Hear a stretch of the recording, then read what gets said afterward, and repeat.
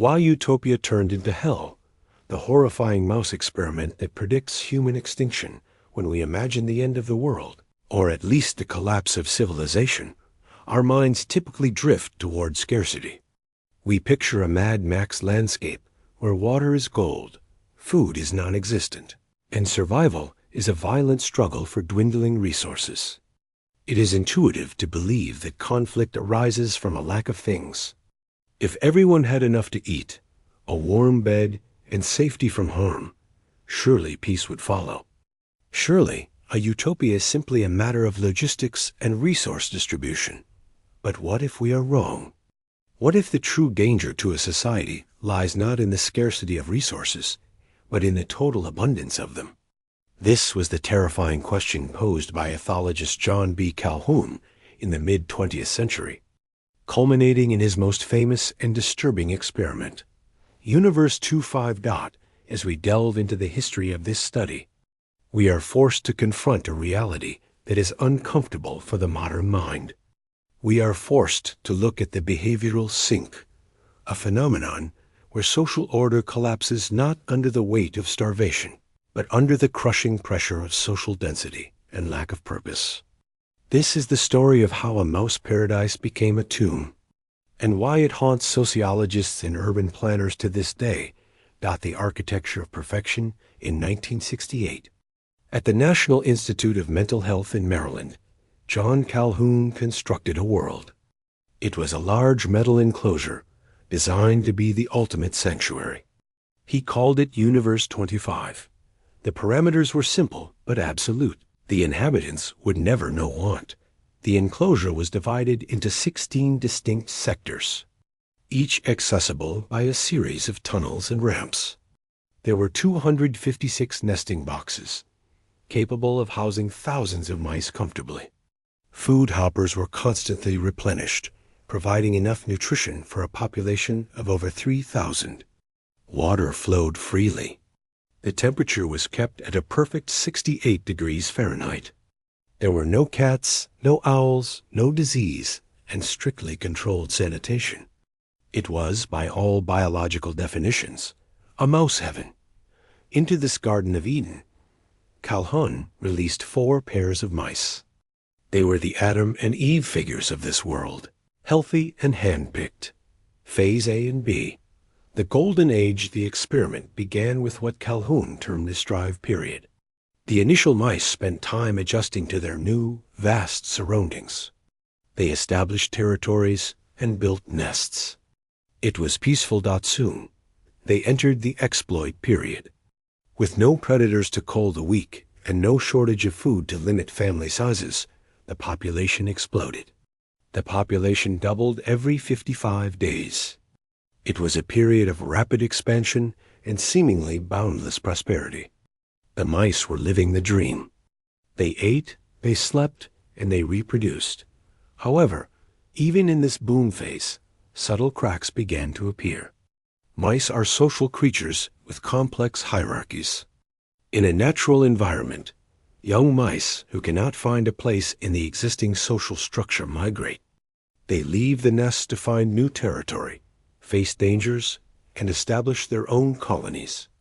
But in Universe 25, there was nowhere to go. The physical space was finite, even if the resources were infinite. Phase C. The stagnation and the behavioral sink as the population hit 600. The doubling rate slowed. The physical space was not yet fully at capacity. The enclosure could physically hold many more mice, but the social space was completely full. This is where the nightmare began. This was the onset of the behavioral sink. Calhoun defined the behavioral sink as a collapse in behavior resulting from the overcrowding of social interaction. In the wild, an animal responds to stress by fighting or fleeing. In Universe 25, flight was impossible. The only option was to stay and absorb the constant, unavoidable contact with hundreds of other individuals. The social fabric tore apart. Adult males, who usually defended territory, gave up. There were simply too many challengers, too many interactions to process. They collapsed into a state of passivity, congregating in large, huddled masses in the center of the floor, occasionally erupting into senseless, random violence. They attacked without provocation and retreated just as quickly. The females, abandoned by the protective males, became aggressive. They were forced to defend their nests alone. This aggression, however, spilled over toward their own young. Mothers would attack their pups, exile them too early, or simply forget them during transport, leaving them to die.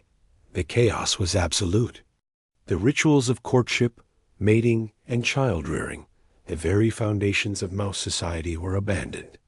But it was the emergence of specific, deviant classes of mice that signaled the true end.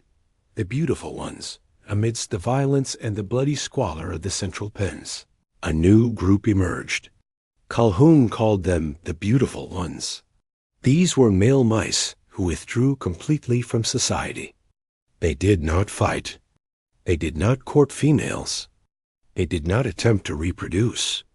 They did not engage in the chaotic social struggles. Instead, they spent their entire waking lives eating, sleeping, and grooming themselves. They were called beautiful because their coats were sleek and unscarred. They carried no wounds from battle because they refused to engage in the world. They were physically healthy, arguably the healthiest specimens in the universe. But socially and psychologically, they were dead. They had lost the capacity for complex behavior.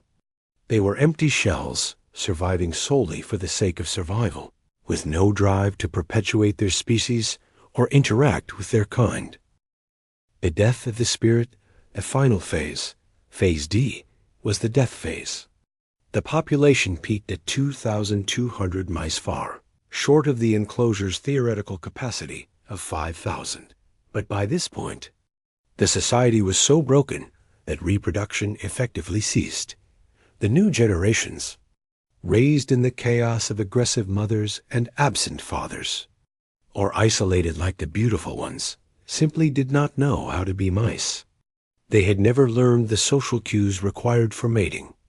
Even when the population crashed and space opened up again, they did not return to normal behavior. The psychological damage was permanent. Calhoun noted a chilling observation during this phase. He distinguished between the first death and the second death. The second death is the physical death of the body.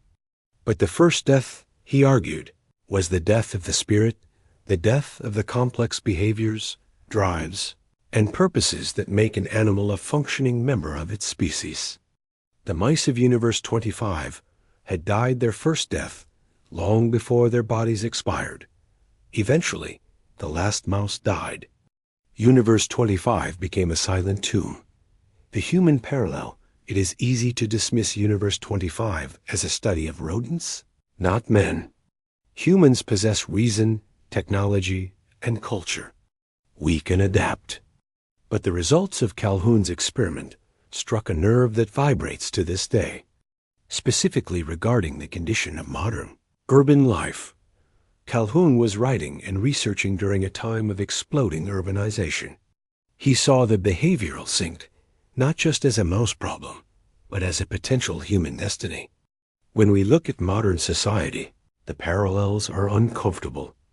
We see the rise of the hikikomori phenomenon in Japan, and increasingly in the West young people who, like the beautiful ones, withdraw entirely from social life, locking themselves in rooms, refusing to engage with the stress of the outside world. They have food, they have shelter, but they opt out of the social contract.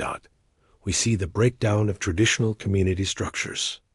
In hyperdense cities, despite being surrounded by millions of people, individuals report record levels of loneliness and isolation. The sheer volume of social stimuli forces us to put up barriers, to ignore our neighbors, to become passive observers rather than active participants in our communities. We see a decline in birth rates in the most developed, resource-rich nations on Earth, just as in Universe 25.